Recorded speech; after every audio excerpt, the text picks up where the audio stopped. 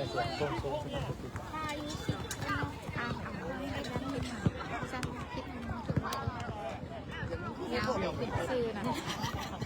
บายดีเนาะตอนนี้เขาสู่การแข่งขันรุ่นอายุบ่เกิน12 ปีในเวลาขอลงเวลาเด้อ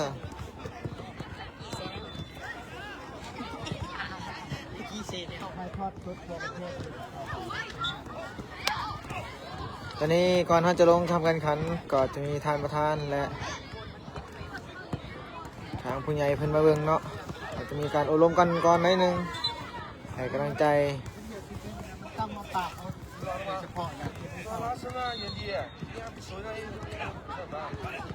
นี่ก็ชมหน้าบรรดานักเตะเขาเนาะทั้งนุ่นน้อยและรุ่นใหญ่อยู่น้ำกันตอนนี้เขาโบแก้เก่งเนาะเทียงกูอยู่กันยังว่าบูดคือมันได้สองคนแก่ตัวมันมันจะเกลือเนี่ยเอาหัวมาใส่อันนี้อะไรซีบีการนี่สุดจริงเล็กหนึ่งโอเคเอาบัดแดงมาเทเต้ว่ะบัดแดงเต้ได้ป่ะกระปีดก่อนบัดแดงเต้ได้ป่ะตอนนี้ก่อนท่านจะลงแข่งเนาะก็จะมีการอบรมของทางประธานและนักกีฬาเนาะไอ้ได้บัดเดือนเป็นตัดเงินอีกพวกเกี่ยวมีเงินมาจ่ายซอยไงบัตรแต่ละบัตรเสียเงินได้1,000 หยวนคนนี้มันได้บัตรเหลืองมันแล้วไปเลยนะแต่วันนี้ได้บัตรคนจะเสียเงินขึ้นมาราชการเปลี่ยน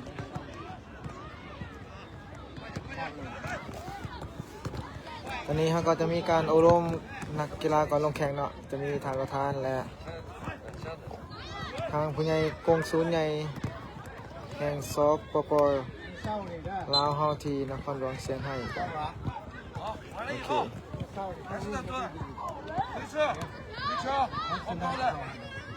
เกมที่เขาตั้งมาปราบเขาโดยเฉพาะพิมพ์นี่ตั้งใจที่มาปราบเขาให้เขาตกรอบทรายเขาเนี่ยแต่พวกเจ้าเก่งมันเก่งหลายเลยชนะเขามันเห็ดขี้เดียดสุดมันเด็ดชนะมันเอาเบี้ยวออกเข้าใจว่าเสือน้อยได้บัตรธรรมดาเนี่ยเราเป็นกัปตันเราต้องไปห้ามกฎระเบียบจะห้ามปุ๊บ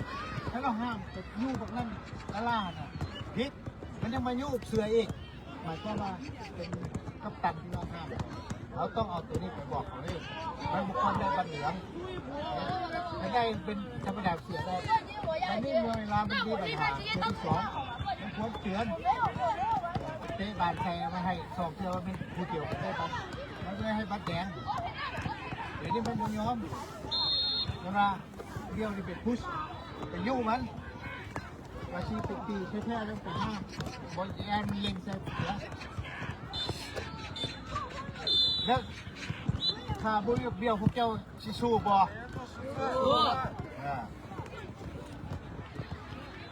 เอ็นที่เก็บสำคัญน็อกเอาเนี่ยพวกเจ้าประมาทบ่ได้เขาพยายามปราบเขาทุกวิธีทางเอาชนะเขาทุกวิธีทางโดยตอนนี้แมนยู12โดยเจ้าเด้อต่อไปพวกเจ้าต้องสู้บ่มีเบี้ยวคือต้องสู้เข้าใจบ่เข้าใจบ่ใช่เดี๋ยวนี้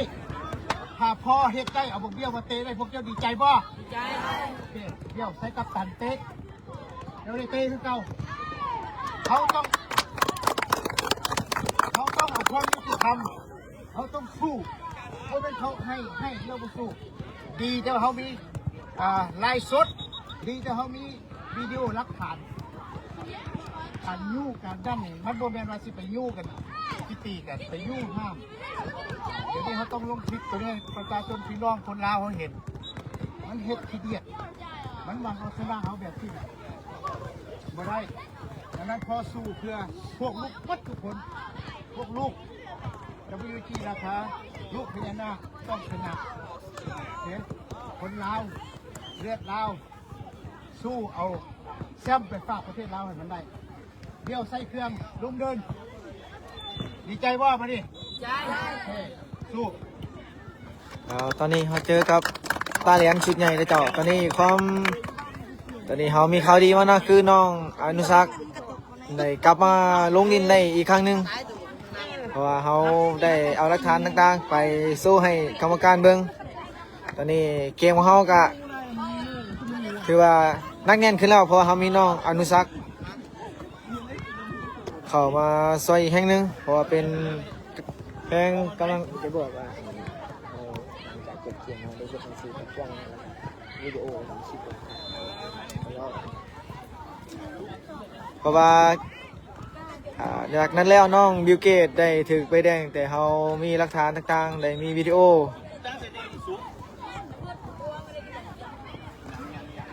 หลักฐานวิดีโอไปอ้างอิงเพื่อให้กรรมการเห็นหัวมันบ่ยุติธรรมแต่สุดท้ายก็หลักฐานเขาคือความจริงเนาะก็น้องบิวเกตหรือน้องอนุสักดิ์ พรเป็นไปเปลี่ยนแดงบ่ให้เป็นแดงก็ได้ แล้วข้าพเจ้าไปฮัดกายให้นักกีฬายู22คนเจ้าเด้อตอนนี้มอบให้กับแอดมินผู้หญิงเจ้าขอบใจ เจ้าโคตรซุปสวรรค์เพิ่นจะเข้าไปวอร์มน้องๆเนาะเจ้า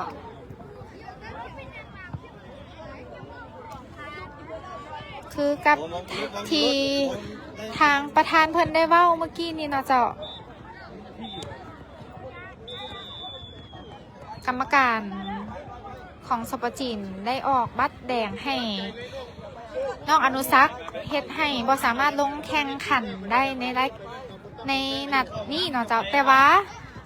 เพิ่นได้เอาหลักฐานเพื่อไปยืนยันเนาะเจ้าว่าเป็นการป้องกันสมาชิกในทีมเพิ่นจึงอุทธรณ์ให้ได้เนาะเพราะว่าเพิ่นถูกใบเหลืองแต่เทื่อเดียวฉะนั้นจากบัตรแดงอุทธรณ์ได้เป็นบัตรเหลืองได้คือเก่านะเจ้า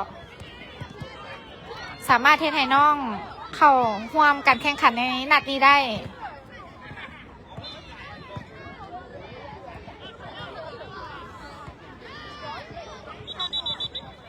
พอน้องอนุสักดิ์เองมีความสำคัญหลายในทีมนะเจ้าถือว่าเป็นขวัญกำลังใจที่ขาดบ่ได้เลยถ้าน้องบ่ได้ลงนี่แม่นจะเฮ็ดให้ทีมนะคะเฮาเนาะวันใบน้อยหนึ่งเนาะเจ้าแต่ว่าการยังสู้ถึงจะบ่มีน้องลงไปน้ำแต่ว่ากะมีดีกว่านะเจ้าเฮ็ดให้เพราะว่าตอนนี้นัดที่จะได้พบกับต้าเหรียญวินเว่นี่แมนแข่งพอสมควรคือกันฉะนั้นเฮาบ่สามารถขาดสมาชิกที่สำคัญได้เลยนะเจ้า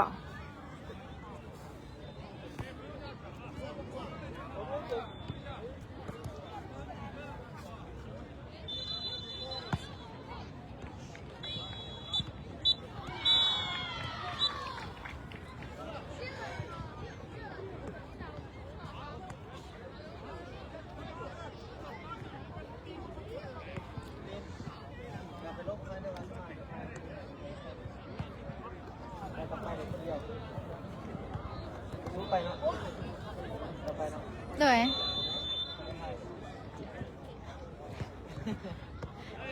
ไปน้ำกันก็ได้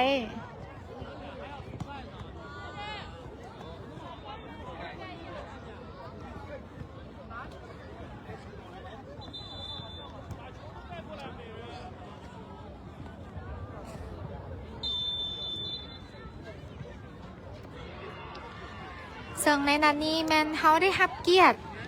จากคณะสถานกงสุลใหญ่แห่งสปป.ลาวที่นครเซี่ยงไฮ้สปจีนนะเจ้าได้ให้เกียรติเขาร่วมรับชมอยู่ข้างสนามเลยนะเจ้า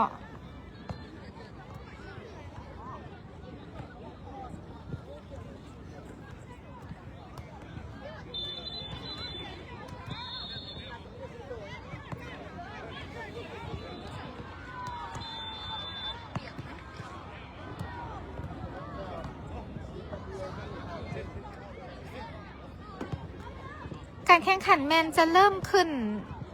ในเวลา2:10 นาทีนะเจ้าเหลือเวลาอีก7 นาที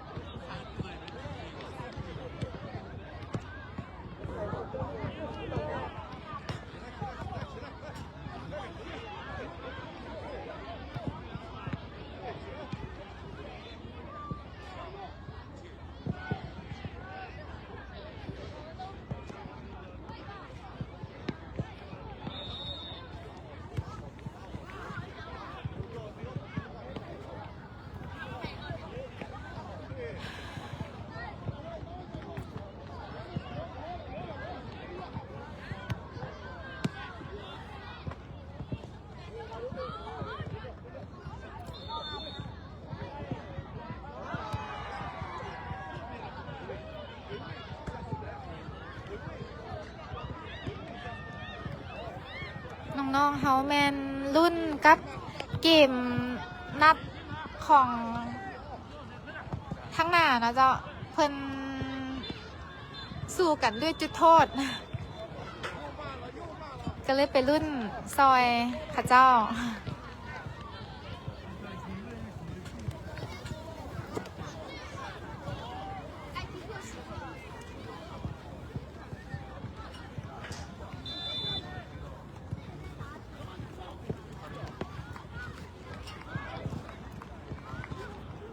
他应该是第一。看那个点，小孩子往那去看。一模一样的这个脚，他踢出去，是不是？น้องๆเขามันเสียมูเพิ่นเนาะ我操，好感那5个，你知道吗？因为对方没踢进，然后你再踢，如果你踢进就结束了，你没踢进，他们4球然后你没踢进，对方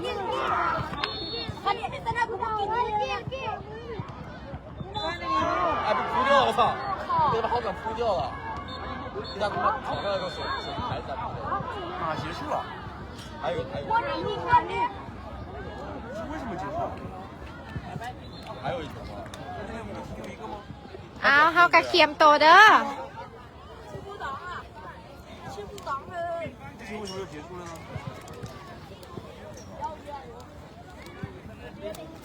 你放你家应该还有。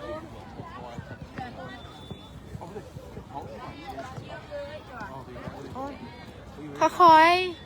你刚才没干这里，应该跟昨晚打进去。ๆโฟกัส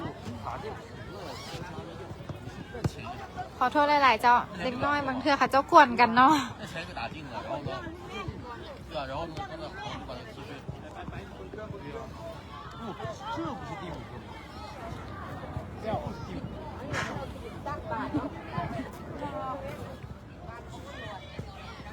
是啊。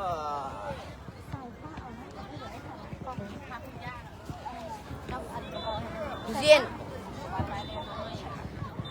มีจากทีมและจากประเทศมี4ประเทศ那我说我能怎么说？我在哪里？要问人家话咋？来吧。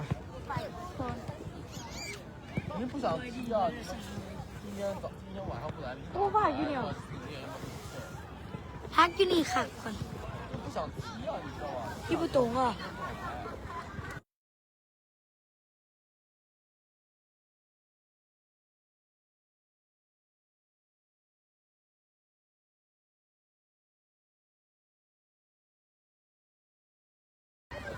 ตอนนี้น้องๆเข้าสู่การแข่งขันตอนนี้เราอยู่ที่เบื้องขวามือเนาะเดี๋ยวข้าพเจ้าจะไปหาบอลที่ไทยที่บอได้แสงแดดที่บอกระทบเนาะ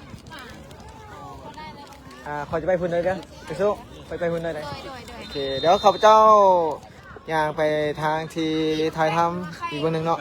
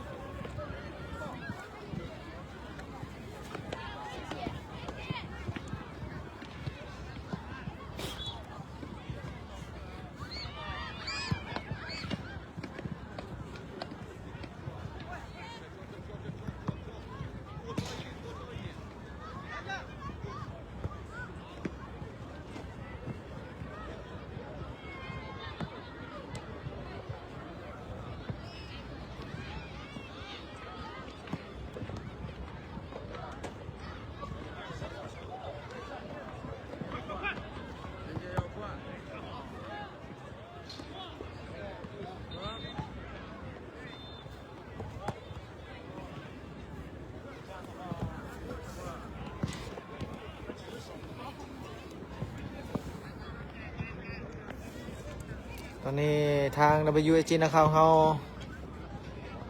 ลงไปวอร์มร่างกายตอนนี้โค้ชเชือกับติวเป็นพิเศษตรงนี้เขาดีพิเศษคือน้องอนุสักเขาในโรงเรียนคือเก่าเนาะ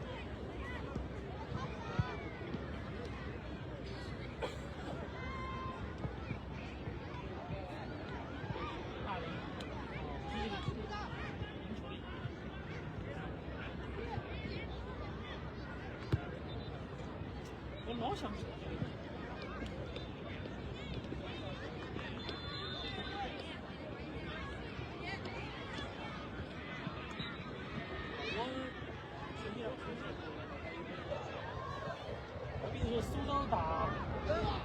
盐城，苏州打东海，苏州还是更强一点。说了，我没看过，反正我的比赛没看过苏州，我基本上没有关注。然后我也没看过老挝球，但是老挝评过一下。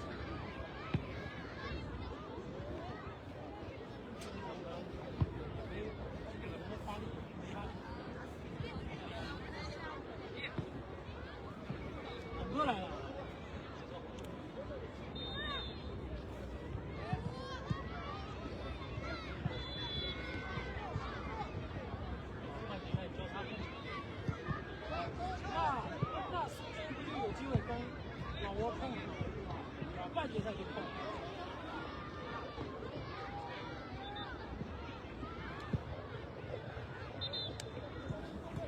那我那场感觉。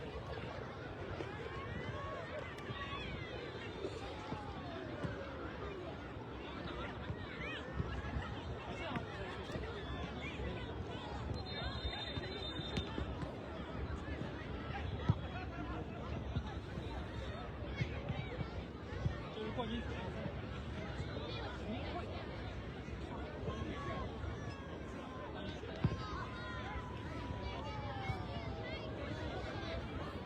半决赛今天办了，这就是84。今天晚上没有，今天下午还有两场11的半决赛，84。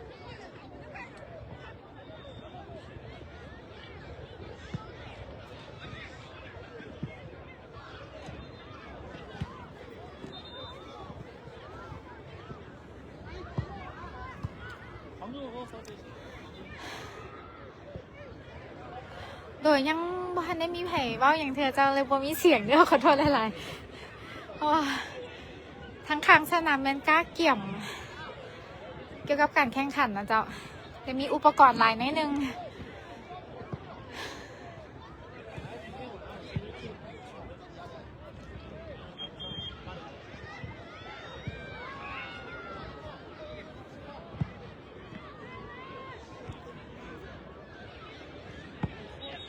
กติกาแม่นเตะ8 คนนะเจ้าตั้งละ25 นาที มีลำหน้า เปลี่ยนได้5 ครั้งนะเจ้า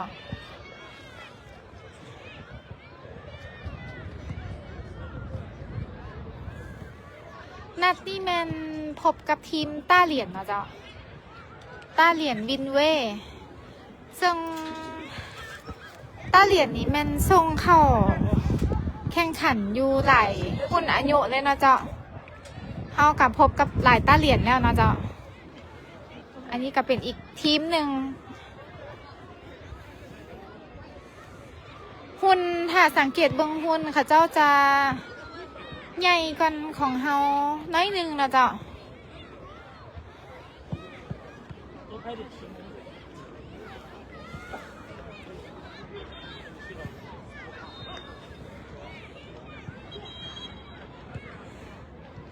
สังเกตเบิ่งคู่ต่อสู้นี่แม่นทางจะสูงไล่เลี่ยกันเนาะ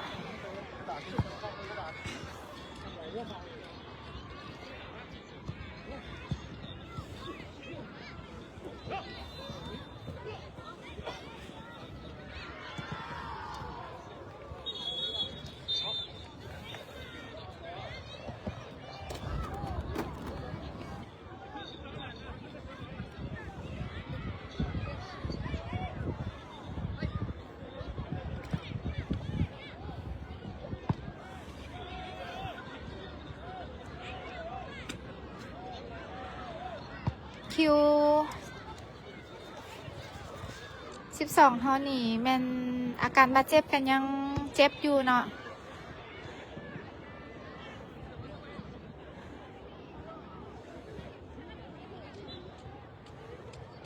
แต่กันยังสู้สุดใจเลยเพิ่นว่า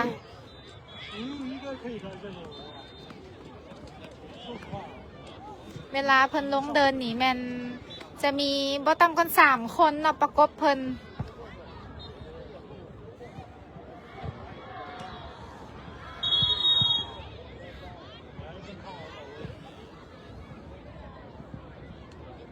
เจ้าการแข่งขันใกล้จะเริ่มขึ้นแล้วเด้อ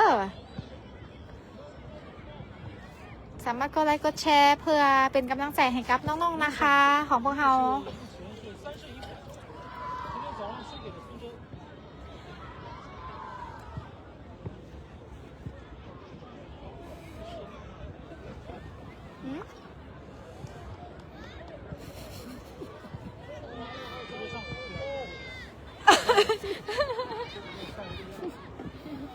แต่ยากเนาะมันหนึ่งปรับอันนี้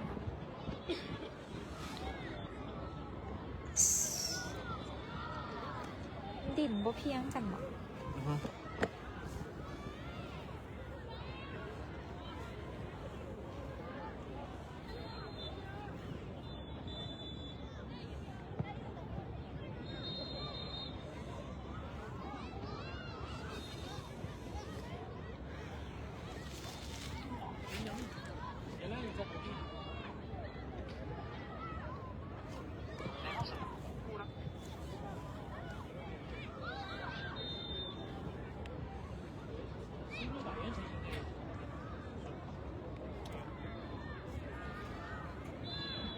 ยืนนอกยืนนอก 几点比赛马上就 ยืนนั่งบนยืน 第一名有奖金。 เจ้าขอบใจท่านปัญญาเอกแก้วทองนะเจ้าเพิ่นบอกอยากแนะนำโค้ดบอกเด็กกล่องหลังกล่องกลางต้องประสานงานกันให้แน่น เจ้าตอนนี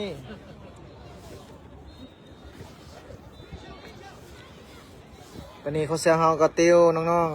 ๆเข้มข้นขึ้นเนาะ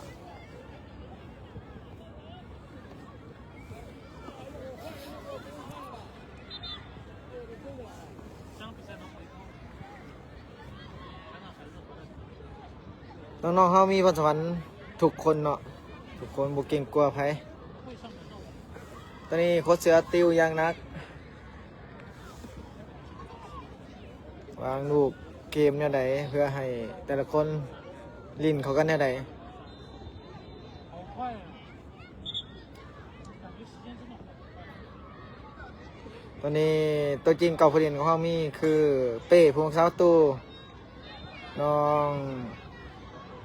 ธันวาน้องธันวา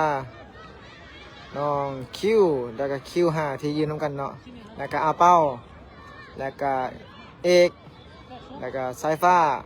แล้วก็เสือน้อยเนาะ 在无锡是吧？把俱乐部主任让我查询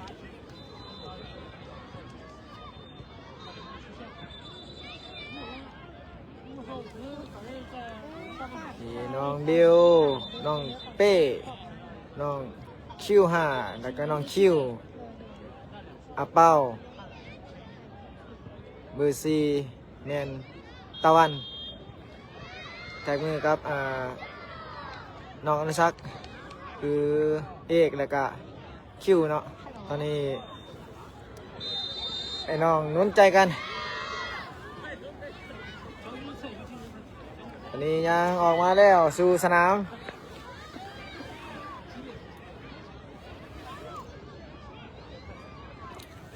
ตอนนี้ข้าพเจ้าได้มาไลฟ์สดอีกฝากกองกันข่าวเนาะเพราะว่าถ้าไลฟ์สดพักนั้นเขาจะต้านแสงแดดก็เลยจะเห็นภาพบริษัทเนาะตอนนี้ภาพเขาค่อนสัตว์ขึ้นแล้ว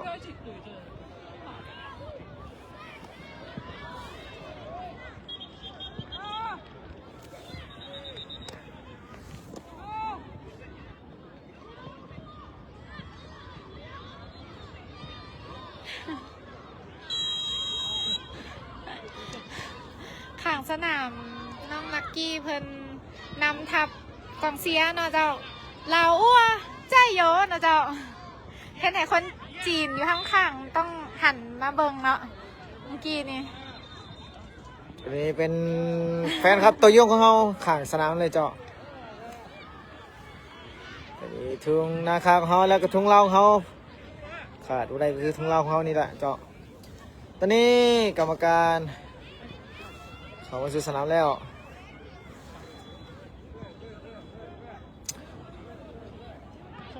ตอนนี้เขาจะบุกจากขวาหาซ้ายเจ้าเพราะว่าจะเป็นฝ่ายไรทีเคลียร์เกมก่อน 对啊，不是停赛嘛，申诉只是。我觉得你像对于大连以后来说，他的期望。 เจ้ามินิเฮาก็ได้รับเกียรติ ตอนนี้เขาก็ได้รับเกียรติจากค ส ณะ ถานกงสุลใหญ่นะเจ้าแห่งสปปลาวอยู่สปปจีน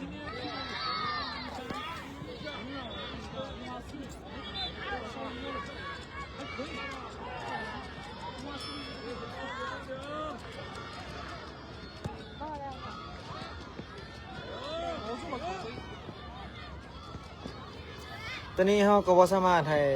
เพิ่นนั่งอยู่ด้านในเนาะเพราะยังบ่มีวัตถุตอนนี้เขาจะกลับมาสู่การแข่งขัน จะเป็นฝ่าย ต้าเหรียญดินเว่ โอเคจะเป็นฝ่ายตาเหรียญเจ้าเป็นเคลียร์บานขึ้นมาแล้วบานมาที่ตาเหรียญหมายเลข55ลงไปที่แบ็คขวาเขาบีบตรงนี้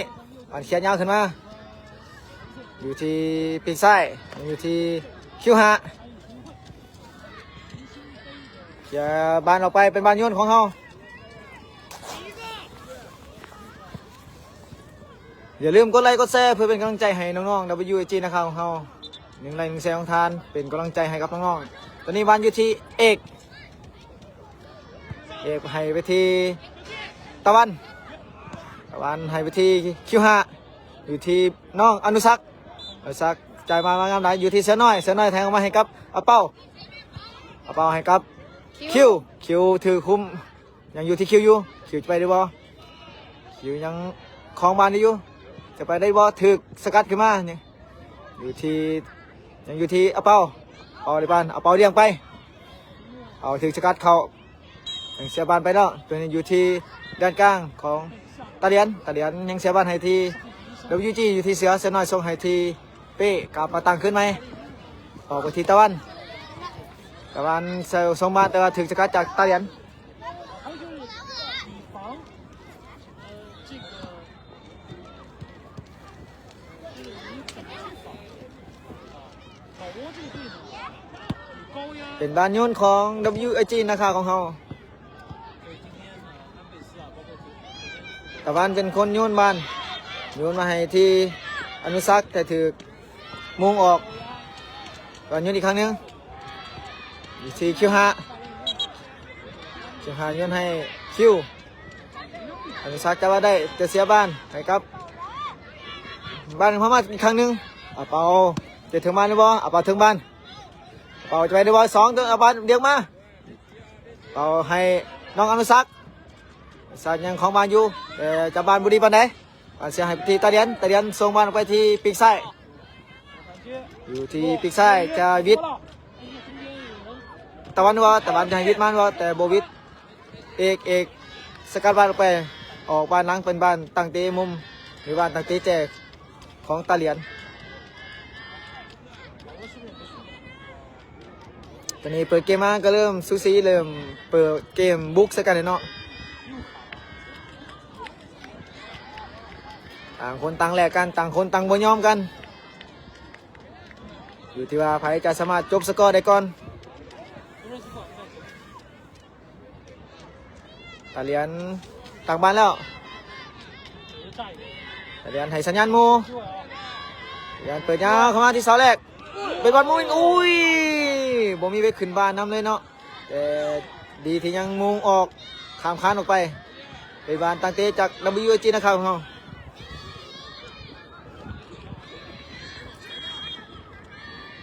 อยู่ที่เป้เดนซันอยู่ที่เอกให้ไปที่คิวได้หรือเปล่า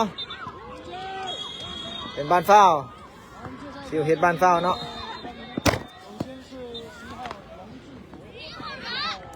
บ้านเตะจากแดนกลางบ้านเฝ้าจากแดนกลาง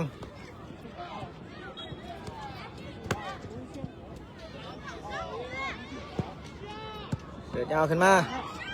เคลียร์ได้บ่ทางคิว5เคลียร์ขึ้นมาเตะเข้ามาด้านหน้าเบลจะทันได้บ่เบลจะได้บ้านบ่ตอนนี้เบลเข้าบ้านอุ้ยเป็นบ้านเฝ้าทั้งตาเหรียญใส่มือตอนนี้ถึงหน้าของน้องอนุสักเต็มปากเลยสกอร์ยัง0-0นะเจ้าตอนนี้ฮะก็เปิดเกมมาได้ 2-3 นาทีแล้วเจ้า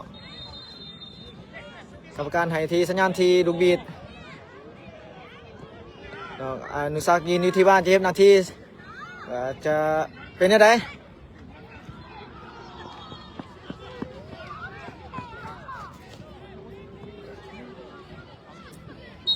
อาสักกรรมการปาลูกบีดจากเปิดยาวขึ้นมาเขาเรียกว่าอุ้ยออกวิดโกนไปหน่อยนึงเจ้ามาตั้งตีจากขึ้นมาจากตาเลียนจะตีบอลยาวขึ้นมาตียาวขึ้นมา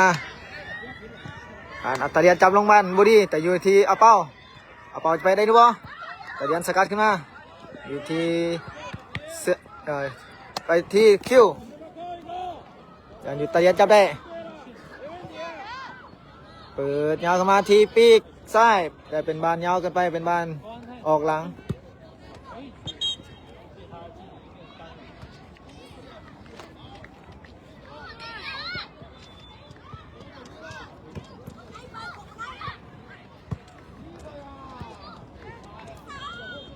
อยู่ที่เสียน้อย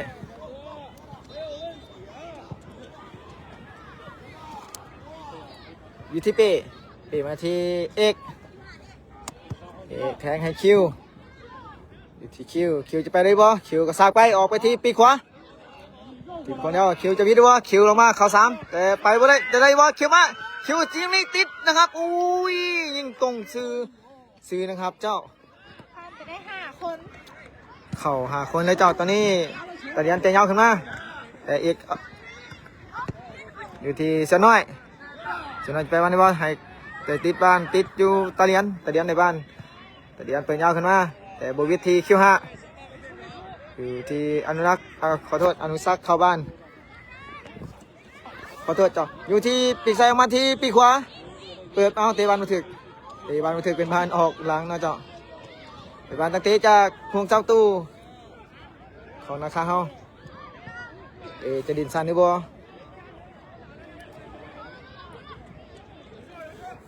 ออกไปที่ตะวันกรรมการว่ายังตั้งมือถือจุดเถอะต่างตีไหม他在线后了。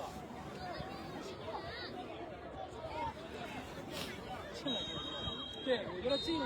ออกมาที่เอกยาวขึ้นมาที่คิวถึงสกัดออกไป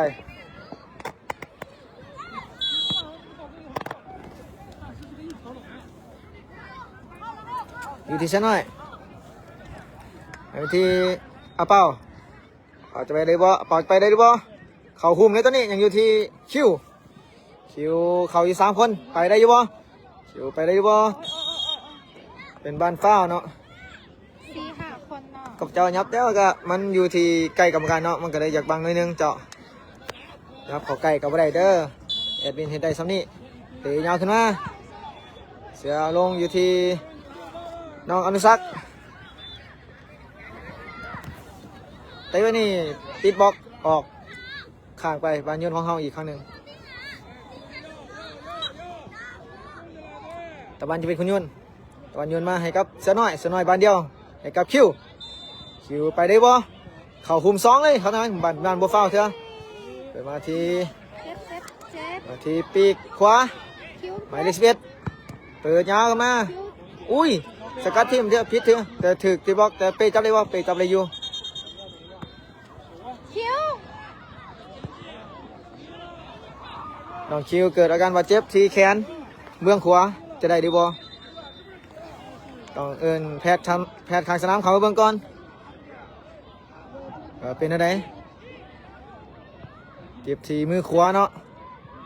น่าจะล้มลงกินนี่แหละเอามือลงก่อนเป็นอย่างเลือดออกว่าเจ้า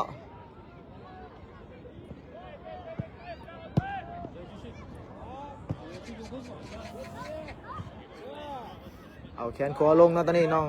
เกิดอาการบาดเจ็บให้แพทย์เบิ่งว่าเป็นอะไรถึกยังบ่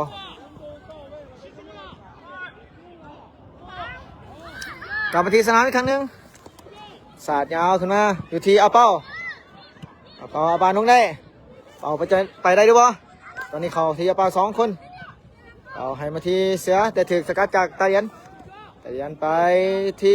แดนกลางส่งให้ที่ปีกซ้ายจะยิงได้บ่ไปนี่อุ้ยนำไปแล้ว1-0เจ้าเพราะว่าเขามีคนน้อยเนาะ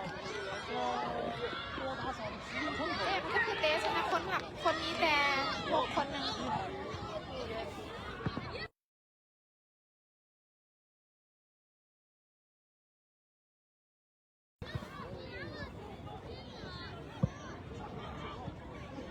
มาที่เอกที่เบลบานเดียวให้เอาเป้าจะบานพอดีตอนนี้ทีมนาคาของเขาถือขึ้นนำไป1-0นะเจ้าอยู่ที่เอาเป้ายังอยู่ที่ตาเลียนอยู่ที่เสือน้อยให้กับคิว5ส่งขึ้นให้เป้สาดยาวขึ้นมาทางเอาเป้าจะเลยดูบ่จะเลยบ่2 คนเข้าโอ้บวิทเถอะแต่เขาได้บ้านตั้งเตะเป็นบ้านยนต์เนาะ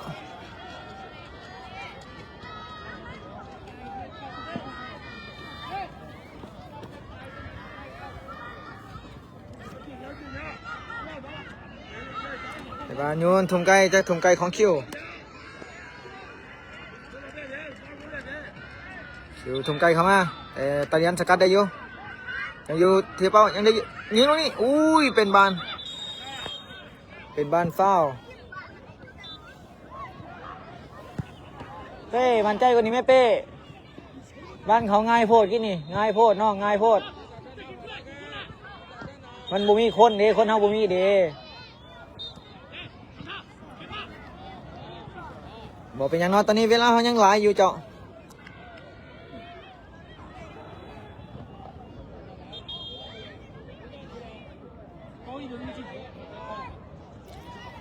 แม้แล้วสนามจะมีบอลมีหญ้าแน่บ่มีหญ้าแน่เจ้าตามที่เห็นในสภาพนี้แหละเจ้าที่น้องคิว5ขอโทษน้องคิวจะกำมาเล่นได้คือเก่าหรือบ่ตอนนี้บอลฟาวต้องได้ออกไปข้างสนามก่อนตอนนี้ทางตาเหรียญได้ประตูขึ้นนำ1-0นะเจ้า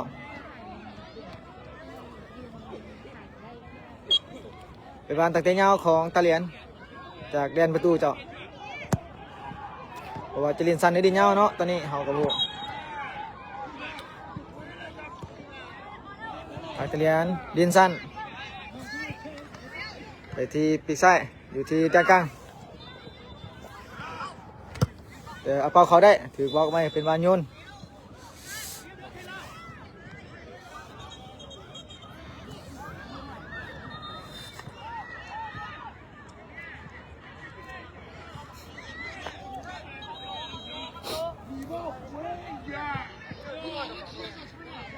ตาเหรียญทุ่มบ้าน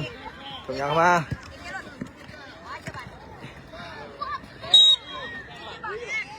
เป็นการฟาวทั้งเอกเฮ็ดฟาวเนาะ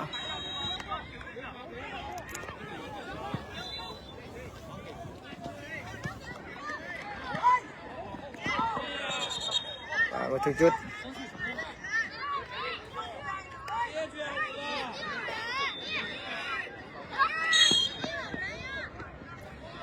ยิงได้หรือบ่ยิงเลยวันนี้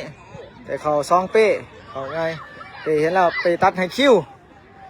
จับบอลตรงนี้บ่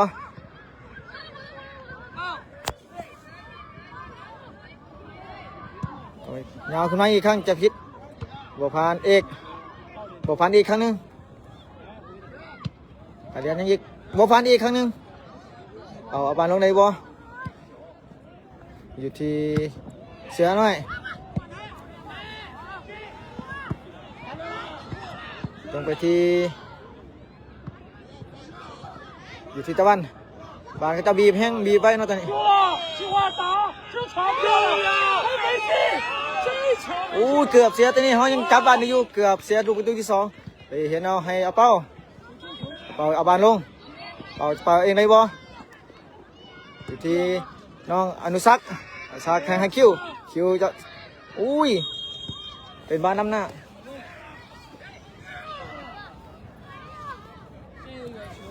เกือบเสียประตูเนาะเฮ้ยตะวันดินยากแค่เฮ้ยเคลียร์นี่เป้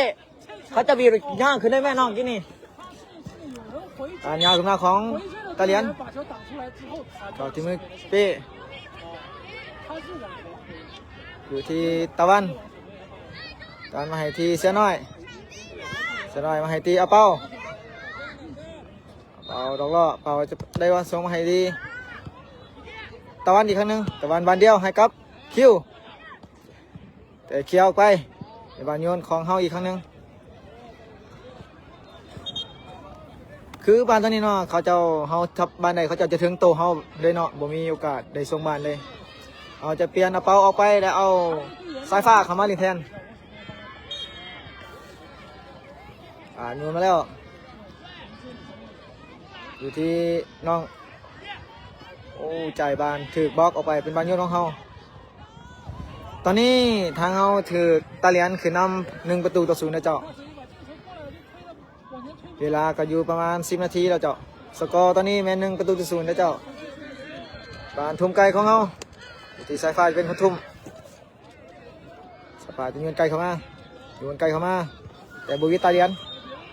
อยู่ที่น้องสายฟ้าส่งบานพิพาทอีกแล้วอยู่ที่ตาเลียนมาเองแต่ยังเ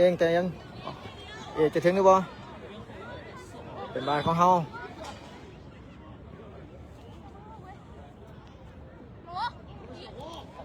อยู่ที่น้องอนุสัก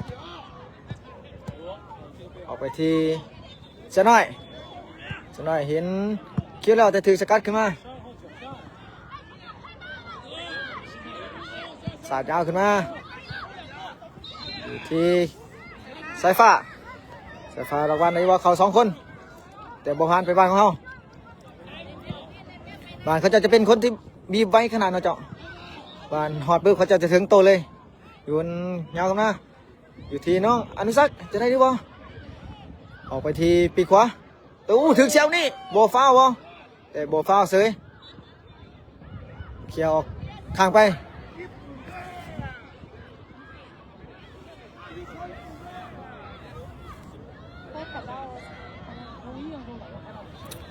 นี่เขาก็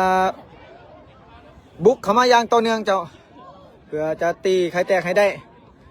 สายฟ้าโยนยาวเข้ามาสกัดมาของตาเลียนเอกจับได้อยู่เอกส่งให้กับเสียหน่อยเราไปได้ไหมวะบ้านเสียงนี่เสียถึงบ้านโยนของเขา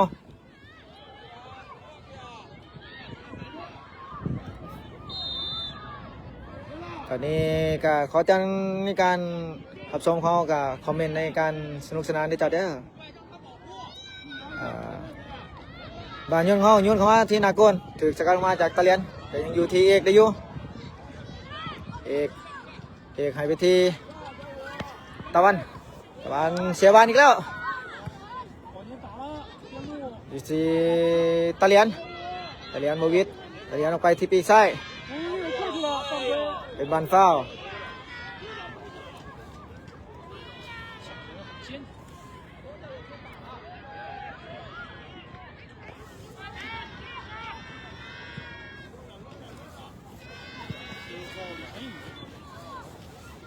เป็นบ้านเฝ้าบอกว่าทางเป้จะสั่งกำแพงเนี่ยได้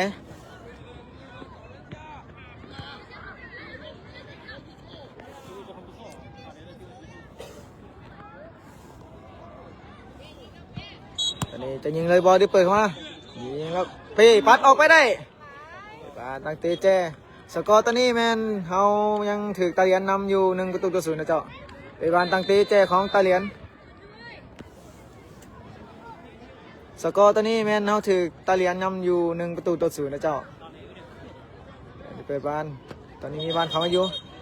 เพราะว่าเดินเขาจะติดกันเลยเนาะจะมีบ้านทั้งสนามเขามาใกล้ๆเลยตาเลียนจะทำเหตุการณ์เปิดบ้านยาวขึ้นมามุมนี้สกัดออกมาจากเอกอยู่ที่ตาเลียนอยู่ที่จานกลางแต่เขาจานบ้านได้จะได้หรือเปล่าให้กับคิวถึงเสียไปโอ้ยเป็นบ้านโยนของเขา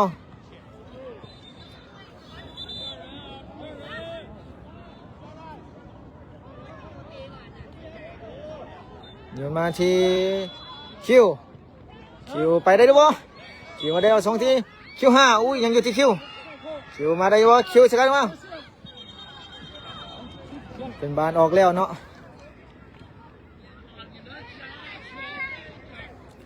ก็คือว่าเนาะเขามาเตะที่บ้านเขาก็ต้องทำใจหน่อยนึงเนาะกรรมการเขาเป็นบ้านตั้งเตะขึ้นมาจากพวงเสาประตูเตะยาวขึ้นมาออกที่ปีกซ้าย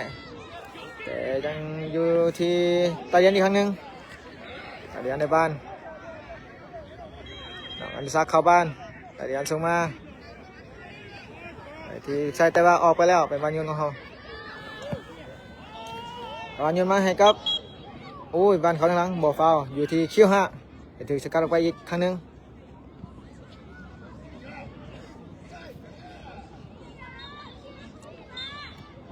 โยนมาให้คิว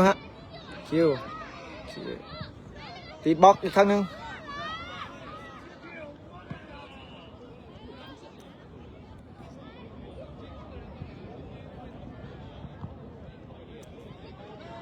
บานบ่ฟ้าอีกเนาะ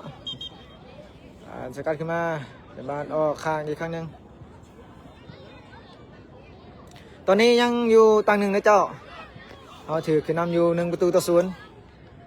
ตาเลียนเป็นฝ่ายนำเขาก่อนเนาะอยู่ที่ตาเลียนยิงไกลขอบมือเป๊ะเห็นแล้วเป๊ะจะยาวเลยบ่เป๊ะให้ทีตะวันอยู่ยาวขึ้นมาตาเลียนยังไงอยู่ตะวันเปิดยาวขึ้นมาอีกครั้งหนึ่งตอนนี้สายฟ้าบีบที่เอกอยู่ที่อนุสักสักเปิดให้ที่คิวจะไปเราถือสกัดออกไปข้างตะวันคือลิ้นยากแค่ตะวัน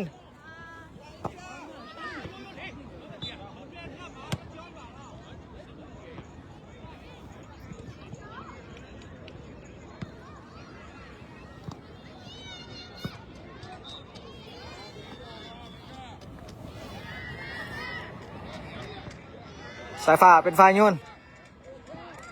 สายฟ้าโยนมันยาวขึ้นมายังถือตะเลียนมงออกไปลายลังเป็นวันตีมงของเขาเขาจะมาลุ้นอยู่ที่ลูกตีมงของเขาเป็นลูกที่เขาได้ลูกประตูหลายที่สุดเนาะจากลูกตีมงนี้น้องไอซักให้สัญญาณแล้วเปิดยาวเข้ามากายตื่นแล้วออกเดี๋ยวบาจะออกไปข้างๆบ่เดี๋ยวบาออกของตาเหรียญ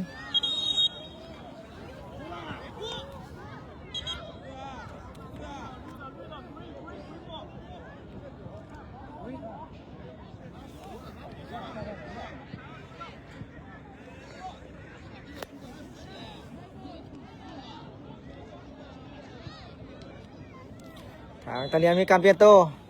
สกอร์ตอนนี้แมนยังอยู่1-0เจ้าตาเลียนขึ้นนำเฮา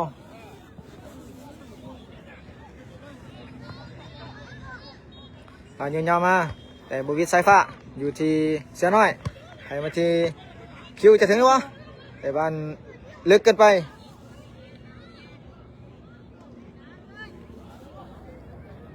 อยู่ที่ประตูยาวขึ้นมาสกัดได้ดูบ่อยู่ที่เอกออกมาที่สายฟ้าถึงบ้านก่อนเป็นบ้านออก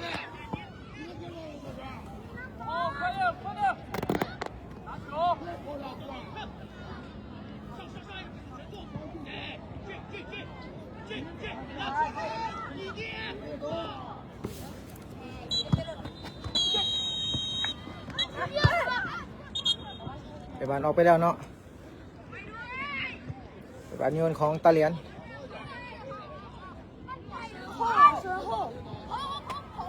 โยนบาน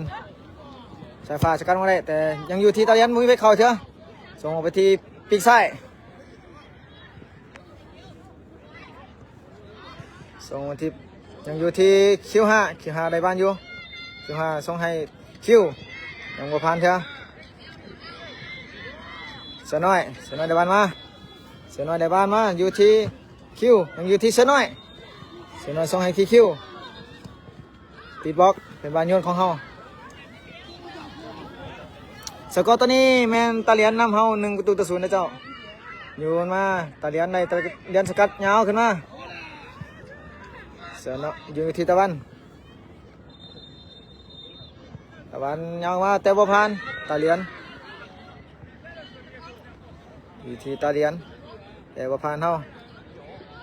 อยู่ที่ตาเหรียญครั้งนึงออกไปที่ปีกซ้ายอยู่ที่ตาเหรียญ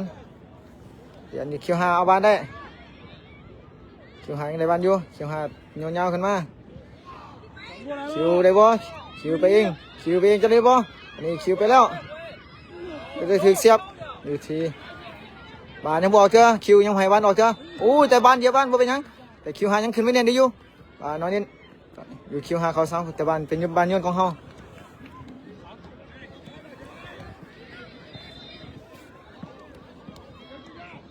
อันนู้นที่คิวที่เบลอันซักเป็นบ้านเบิดตังให้พวกเราตอนนี้ตาเหรียญขึ้นนำเขาอยู่1-0เจ้าตังที่2เขาจะ กลับมาแก้เกมได้บ่จะสามารถตีไข่แตกได้หรือบ่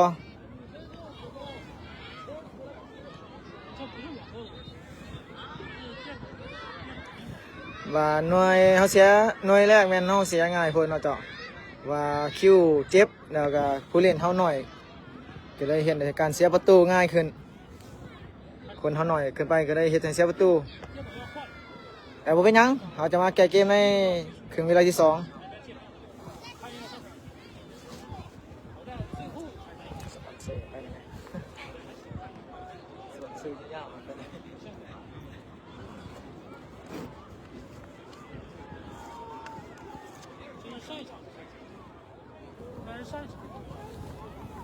ตอนนี้โค้ชต้นจะคิดหรือโค้ชเสือก็จะแก้เกมแนวใดจะวางเกมแนวใดจะปรับเกมใดก็มาเบิ่งกันอีกครั้งหนึ่งในครึ่งเวลาที่2แต่ตอนนี้พักเวลาตั้งแรกให้นักกีฬาก่อน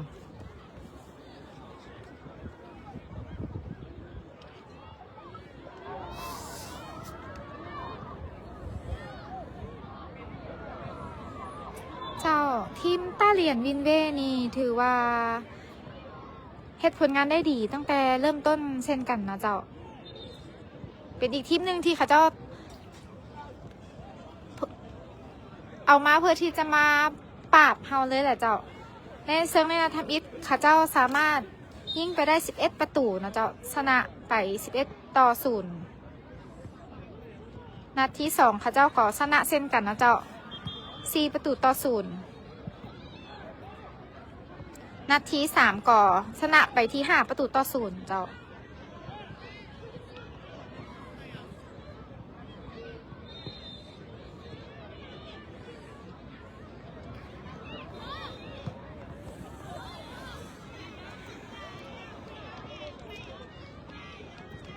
ในตั้งที่ในนัดที่ผ่านมานะเจ้าเฮ็ดให้นักกีฬาของพวกเรามีอาการบาดเจ็บอยู่หลายคนเลยเจ้ามีน้องคิว12นะเจ้าเพิ่นมีอาการบาดเจ็บตั้งแต่เดินทางมาแล้วนะเจ้าแล้วมาแข่งขันอีกเขายังบ่ค่อยดีปานใดนะเจ้าหลังเพิ่นปวดลาก็ยังมีเบอร์11นะเจ้าสายฟ้า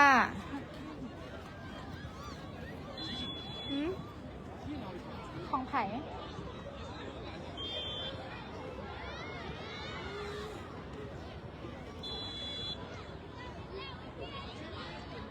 เห็นแล้วแล่นลิ้นนะ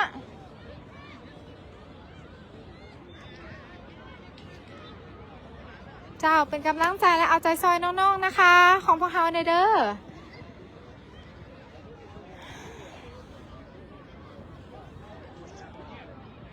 มาเบิ่งน้ำกันว่า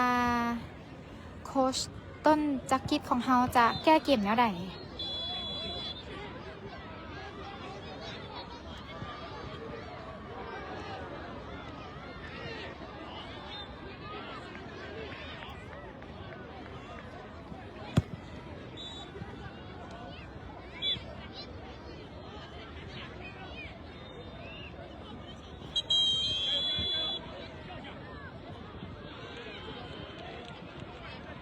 เจ้าแม่แล้วเนาะแม่ของน้องสายฟ้าบอกว่าเกมยังบ่จบอย่าเฝ้านับศพทหารนะเจ้า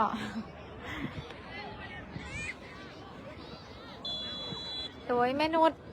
แม่ของน้องคิวเนาะเพิ่นก็บอกคิวสู้เด้อลูกแม่เพิ่นว่าเพิ่นสู้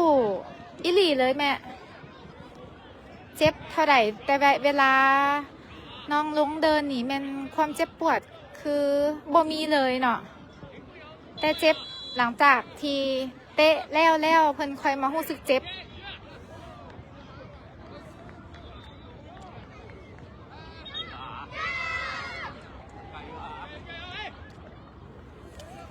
เจ้าขอขอบใจท่านมณีเพชรนะเจ้า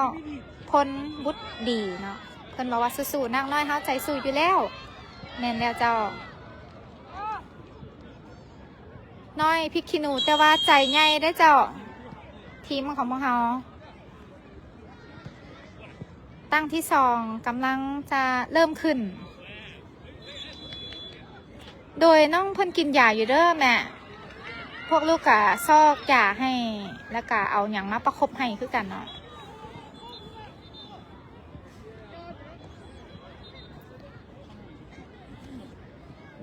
นะคะ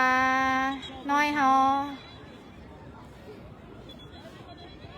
ฮักสามัคคีกันหลายเลยเจ้า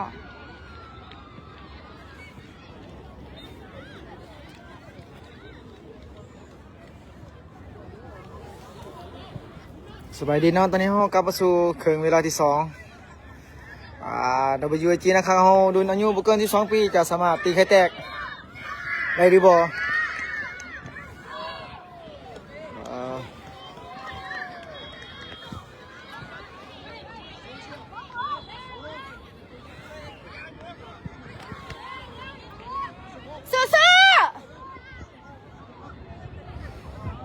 ทางอนุสักษ์เขียบานไปที่เสยหน่อยอยู่ที่คิวฮะอยู่ที่ตะวันให้ที่เป้ให้ที่เอกคือประมาณตักเตะขึ้นมาจากคู่ซับตัวเขา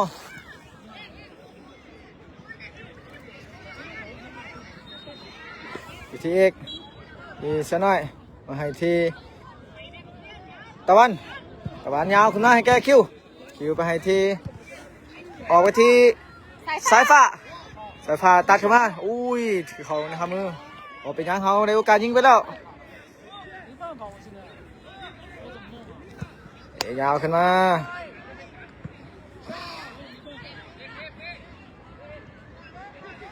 อยู่ที่เป้ที่ตะวันมาที่อนุสักษ์แต่บ้านถึงมือเป็นบ้านแม่งเนาะ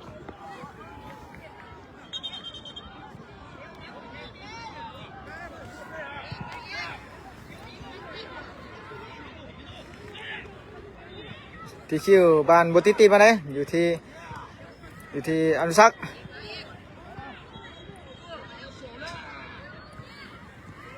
ที่คิวเขา2 คนกันแล้ว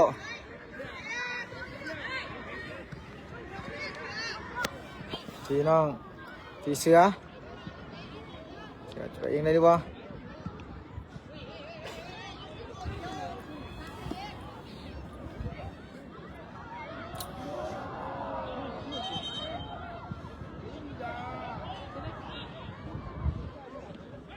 การเงินของตาเหรียญโยนมาเอกสกัดบ้านขึ้นมาได้ยังอยู่ที่คิวไปได้บ่เขา5 คนไปแล้วอยู่ที่คิว5ไปได้บ่บันทึกสกัดออกได้บันทึกของเฮา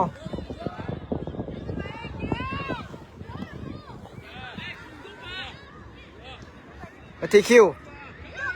ไปได้บ่คิวรอไปได้4 คน 3 คนคิวจะได้บ่คิวไปได้หรือบ่ออกไปที่ปีกซ้ายถือสกัดเขาเจ้าเข้าหุ่มทั้ง2 คน 3 คนอยู่ที่น้องไอซัก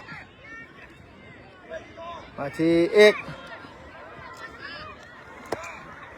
มาที่ตะวันมาที่คิว5ให้ที่ตะวันอีกครั้งหนึ่งให้ที่เอกขึ้นมาให้ที่สายฟ้ามาได้ให้ที่คิววัน1-2ให้ที่สายฟ้าจะเรียกว่าสายฟ้าไปนี่อุ้ย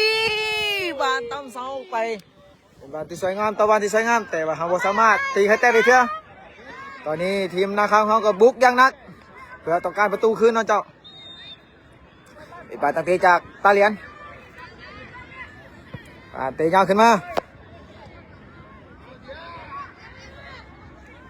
อยู่ที่ลงมาที่เป้เตะจะมาได้เตะยาวขึ้นมา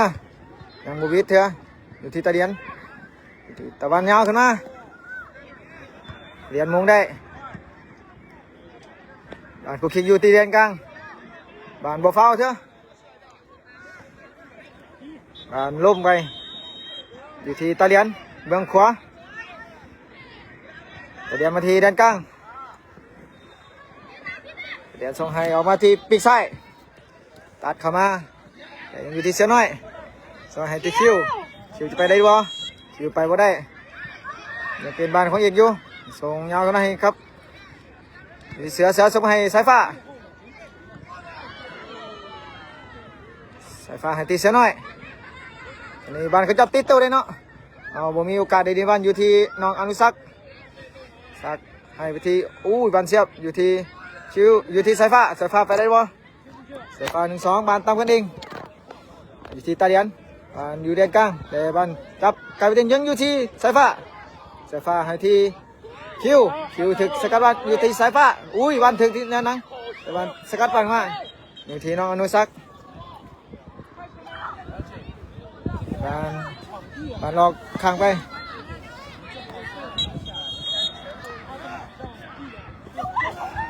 เปลี่ยนตัวของตาเหรียญตอนนี้ครึ่งเวลาที่2เข้ามาบอด5 นาทีตาเหรียญยังนำให้อยู่1-0เจ้าโอเคบอคิวได้อยู่หรอ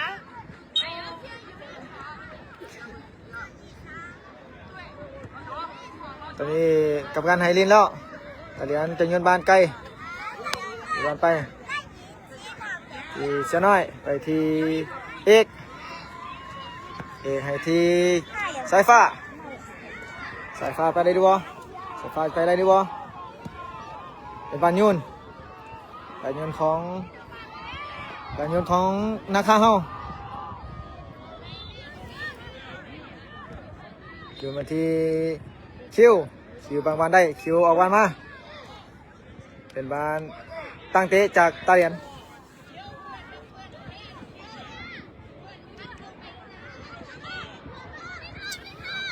ตอนนี้ตาเหรียญยังขึ้นนำเฮาอยู่1-0เจ้าตาเหรียญตั้งเตะยาวขึ้นมาแต่โบวิดนะเขาเป็นบอลยูนของนะคะยูนยาวขึ้นมาให้กับคิวเอาบอลลงตอนนี้เขาคุมคิว 3-4 คนในเจ้าอยู่ที่ตาเหรียญแทงมาเป็นบอลออกเป็นบอลตั้งเตะของเขาถ้าเขามีตีใครแตกได้แอดเซว่าเขาสามารถขึ้นน้ำในนี้นะเจ้าอยู่ที่คิวจะเรียกบ่เป็นบานเฝ้าได้จังใดเจ้าบานเฝ้าของตาเหรียญได้เฝ้าตาเหรียญจะยาวขึ้นมาดูบ่ตาเหรียญยาวขึ้นมาสกัดมาได้ยังอยู่ที่สายฟ้าให้ที่คิวให้สายฟ้าขึ้นแต่ถึงสกัดได้คิวเป็นหนาเลยไม่คิวการแทงยาวขึ้นมาเป้จะเอาบ้านได้ไหมบ่ให้ทีเป้ยาวขึ้นมายังอยู่ที่น้องอนุสักออกไปทีเป้ขอโทษออกไปทีเอกออกไปทีสายฟ้าเขาสายฟ้าไปได้บ่ให้มาที่น้องอนุสักออกมาที่คิว5แตงมาถึกแยกบ้านได้เป็นบ้านตั้งเต็งมุกของเขามาลุ้นกันว่าบ้านตั้งเจ๊เขาจะตีใครแตกได้หรือบ่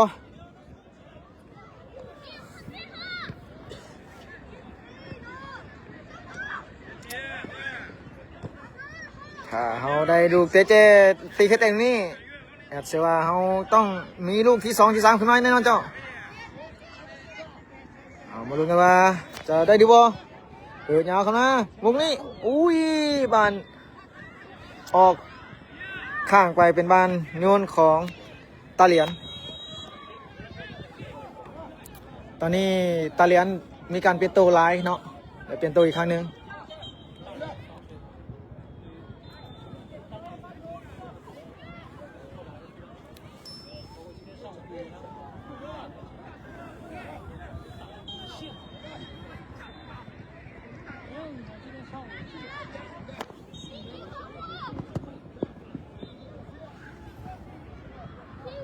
อยู่ที่ตาเหรียญสายฟ้าเอามาทีซะหน่อย ออกมาที่คิวหาใจดีบ่เป็นบานเฝ้าบานเฝ้าของนาคาเฮา เขาถึกลุมนะถ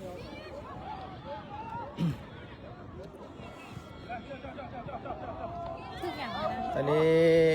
น้องอนุสักดิ์เกิดอาการบาดเจ็บแต่ขึ้นมาเล่นได้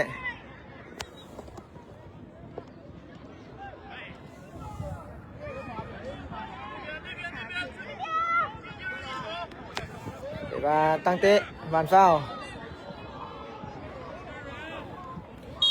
เป็นสัตว์ยาวของตาเหรียญเปิดยาวขึ้นมาอุ้ยสกัดพลาดแต่เอกยังได้ส่งให้แกเสือน้อยเสือยาวขึ้นมาติดบล็อกเป็นบานตั้งเตะจากประตูของเรา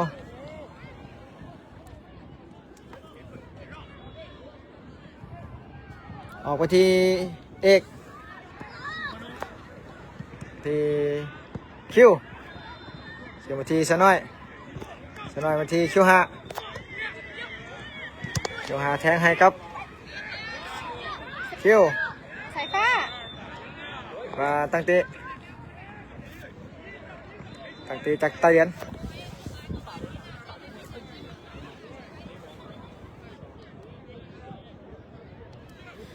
ตอนนี้เวลากาอยู่ที่สกัดมาที่คิวบานเขาด้านหลังโบฟาวโบเข้าใจกันหน่อยกรรมการเป็นยังไงตัวนี้บานเขาทั้งทีด้านหลังตีออก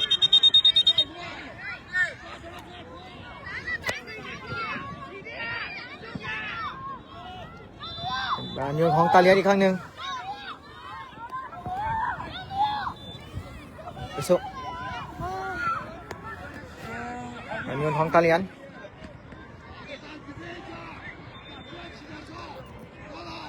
เดี๋ยวโยนไปที่จะไปได้หรือเปล่าบานคอดเข้ามาเอกบานได้เอกบานตั้งเตะออกที่เอกให้มาที่เสียน้อยถึงวันดีบ่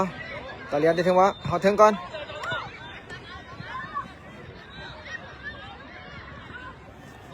เงินของตาเหรียญอีกครั้งหนึ่ง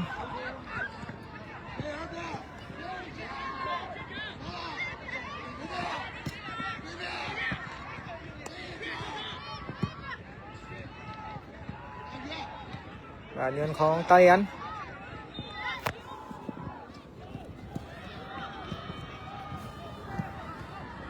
后点去，能过人，二点调下来。 ที่เสียน้อยอยู่ที่ตาเหรียญครั้งหนึ่งตาเหรียญโยนยาวขึ้นมาใส่หัวสกัดออกสกัดลงมาอยู่ที่คิว ของเสียง คิวมาได้บ่หนึ่งตัวหนึ่งคิวอู้เสียดายคิวจับบานยาวเกินไปเนาะบานหนึ่งตัวหนึ่งแต่บานจับบานยาวเกินไปแต่ถือตาเหรียญสกัดบานออกไปที่ด้านหลังเป็นบานตักเจ๊ของเฮา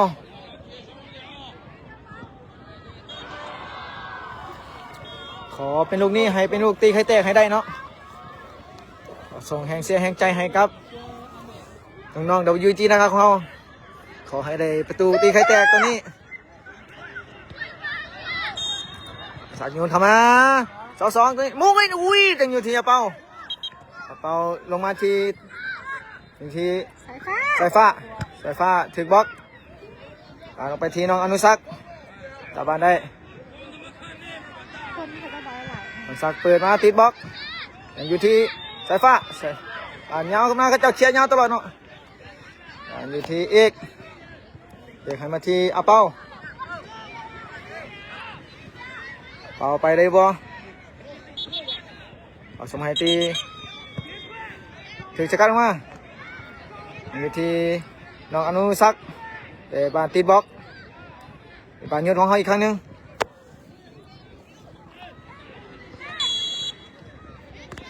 อยู่ที่น้องคิวอยู่ที่จักรวาลอยู่ที่เสือน้อยกระชังมาแต่ว่าบานยาวพุดไปอยู่ที่เสือน้อยอยู่ที่เป้าจะบานได้หรือเปล่าอยู่ที่เสือ อยู่ที่เสือน้อยอยู่สมัยสองในว่าแต่สมบัติพิพัฒน์นั่นนึงอยู่ที่ตาเลียน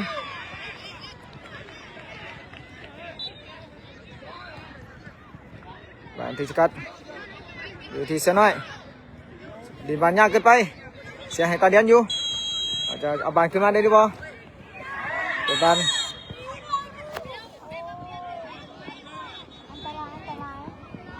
เป็นบานเฝ้า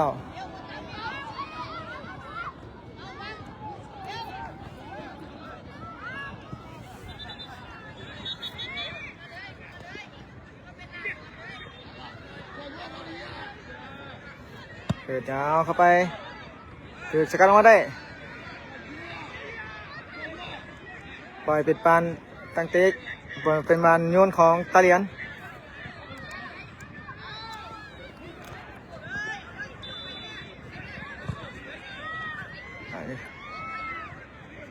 อยู่ที่สายฟ้ายังไปบุยเถอะยังไปบุวิทเถอะอยู่มันที่ชิวถือสกัดไปอีกครั้งหนึ่ง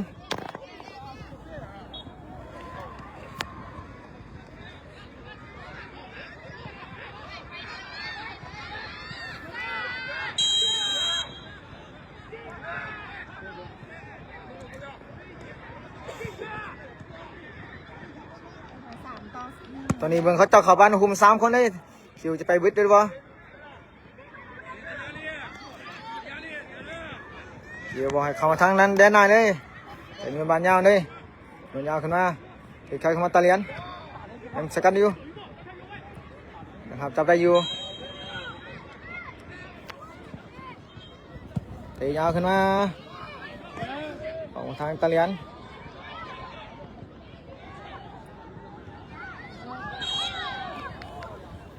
บานเฝ้าอีกเพชรบานเฝ้าเขาที่ด้านนั้นอยู่ในสกอร์ยังถึงน้ำ1-0ตาเลียนเป็นไฟน้ำเขาอยู่เนาะเจ้า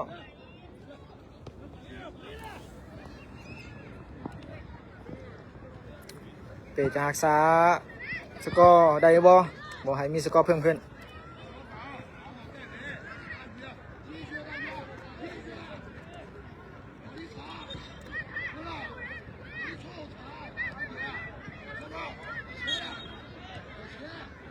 เปิดยาวเข้ามาแต่ถึงสกัดออกจากนะคะเป็นบานโยนของตาเลียน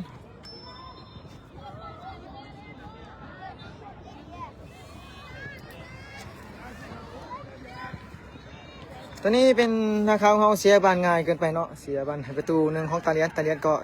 จะเดินสบายมีแต่เคลียร์อย่างเดียวทีเป้ยาวขึ้นมากับคิว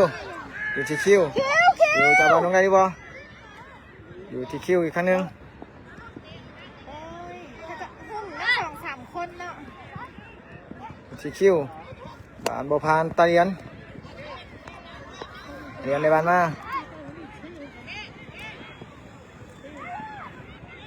จับบอลได้เปย์จะยาวหรือบ่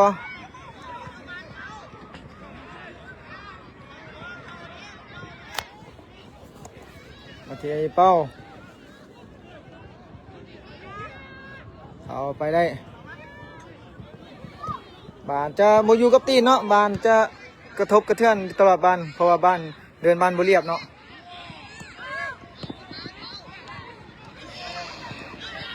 ที่อนุสักบ้านบ่ฟาวอีกบ่เข้าใจคือกันเนาะตอนนี้บ้านต่ำเฮากระแทกเฮาบ่ฟาวจังหน่อยเลยอยู่ที่เปิดยาวขึ้นมาอยู่ที่เป้ยิงบ่ได้เนาะสาดยาวขึ้นมาคิวไปยังไงดีวะคิวไปยังไงดีวะคิวจริงไงดีวะคิวตัดกันอู้ยเป็นบานยาวกับใบานตังเตะจากตาเลียนเป้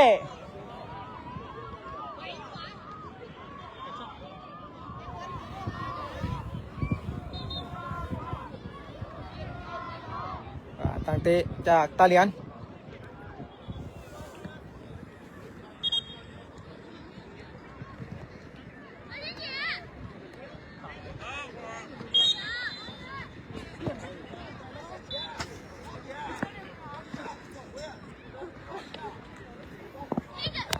ตั้งแต่ขึ้นมาตอนนี้บ้านเฮามุกนักขึ้นมาเนาะแต่ถึกต่ำถึกเตะกับบัวเฝ้าแต่เมื่อทางเขาถึกต่ำถึกเตะเป็นเฝ้าเนาะมาอยู่ที่คิว5ให้ที่คิวแต่ถึกจะกลับมาในบ้านยนต์ของเขาอีกครั้งหนึ่งที่คิวแต่บ้านยังคือที่คิว5มาให้ที่杀进去，再传中。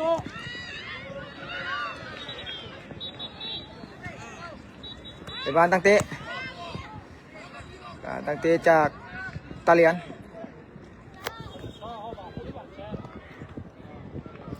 ตอนนี้เขาจะทดเวลาขนาดเนาะตอนนี้กินเวลาเฮาหลาย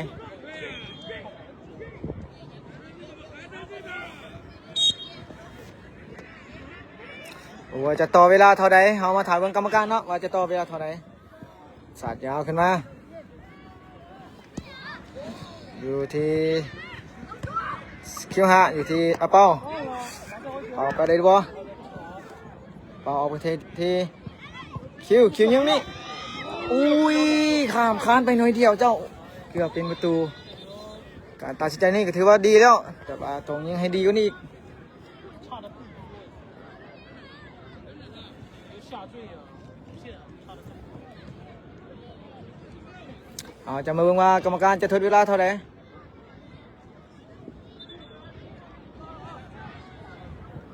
这场比赛5分钟。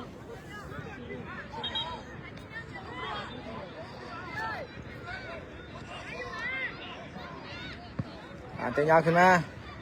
เป่ามงได้ยังอยู่ที่ตาเลียนไปเด็ดไปดูว่าอย่า越位了，越位了啊！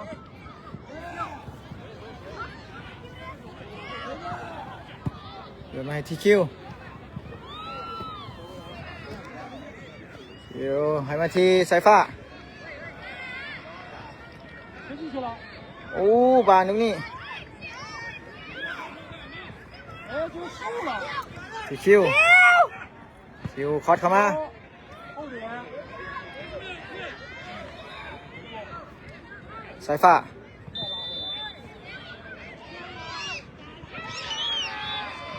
นำมันขึ้นได้ตั้งมาที่เป้คิว5เป้คิว5เอาพลิกมาถือสกัดลงไปไว้ในเป้า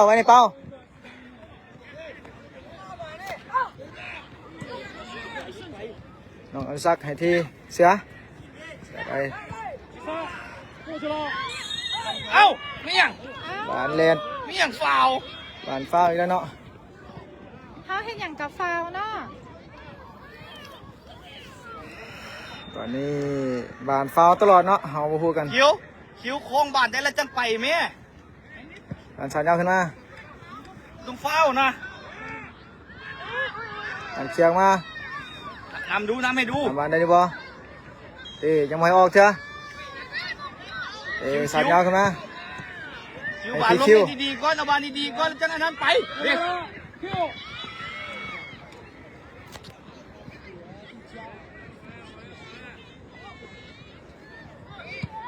อันยาวขึ้นมา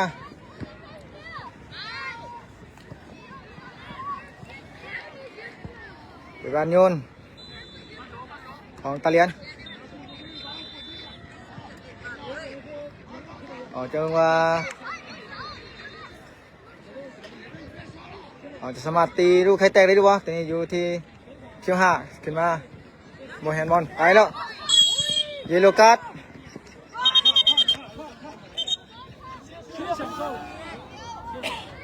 เป็นทางหมายเลข17ของตายันถือกไม่เลี้ยงเนาะ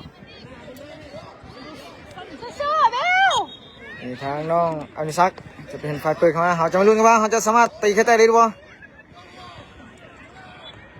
สาดยาวขึ้นมาแต่บุบิตตายันเป็นบานโยนของเขา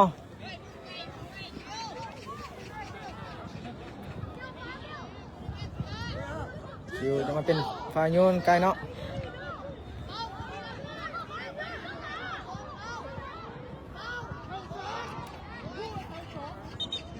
อยู่ยาวเข้ามาบานโมงคอกของตาเลียน อยู่ที่คิว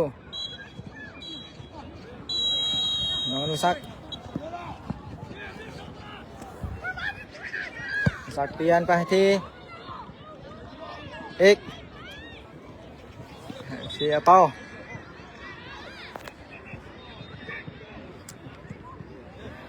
เขียนยาวขึ้นมา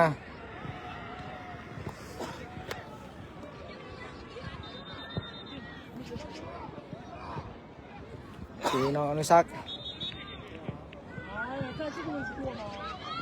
เสียบานได้หรือเปล่าเตะจับบานได้เตะยาวขึ้นมาเสียถึงบ่เสียถึงอะไรบ่โอ้ยเป็นบานออกข้าง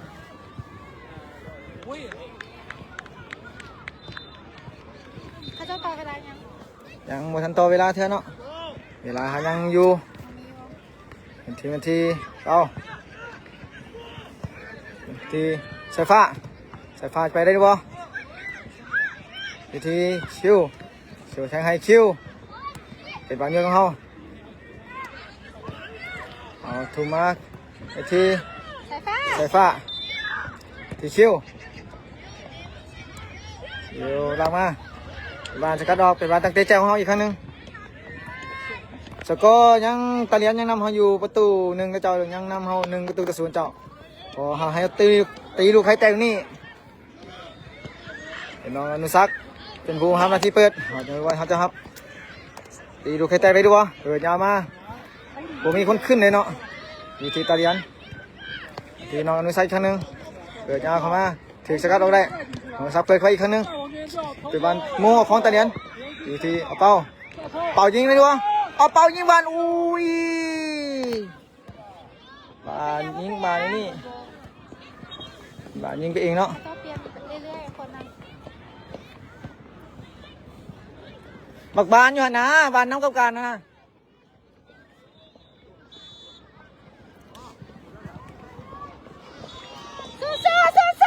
บานตังเตของตาเลียน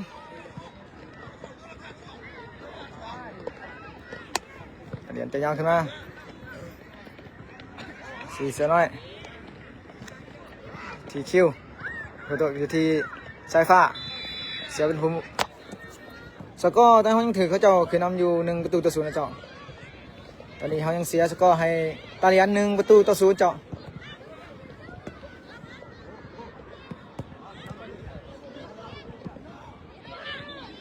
อยู่น้องอนุสักถือสกัดมาอยู่ที่เอาเป้าเอากระซากไปส่งให้ที่คิว5ไปเลยว่าส่งให้ที่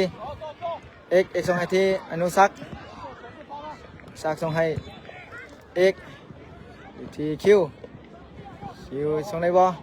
คิวไปได้บ่最后的9万连续了2上马再回旋。3-4 คนตลอด นี่เขาคิวหลายคนเนาะอยู่ที่เป้อยู่ที่เอกเขาเองให้ที่คิวคิวตัดเข้ามา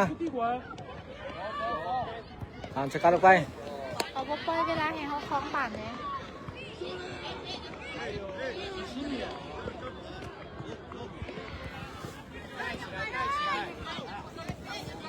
一个全速，移动全速，回位也是全速，分清楚没？看这边怎么做的？ ขอให้เป็นลูกตีข้าเตียวเขาให้ได้ 大力小包球， การโยนไกล 全速就出 ของคิวโยนไกลมาถือสกัดออกมาเราเสียให้กับตาเลียน1-0老挝 WIG。พระเจ้าบูมี เสียง่ายพูดกันไปเนาะ ไม่ได้ทดสอบ กรรมการบ่ได้ทดเวลาเนาะ ก็เป็นอย่างเนาะ ตอนนี้เขาบ่เป็นหยังเนาะเขายังมีเกมหน้าอยู่เจ้า เขาคะแนนเขายังนำเขาจะยกให้ เขายังมีเนาะ ก็เป็นอย่างนั้น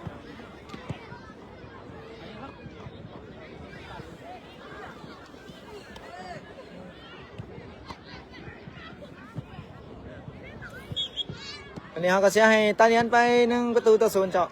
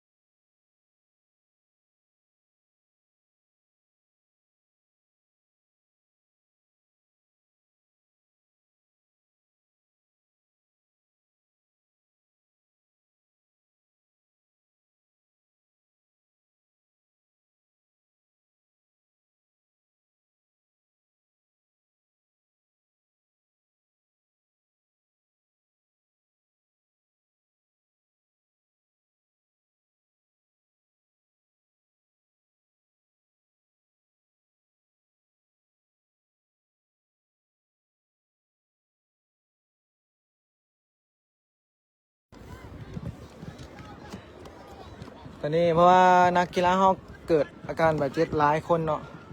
ว่าจะเป็นน้องคิวที่เกิดอาการบาดเจ็บเอวเดี๋ยวน้องอนุสักก็เจ็บหลังเนาะ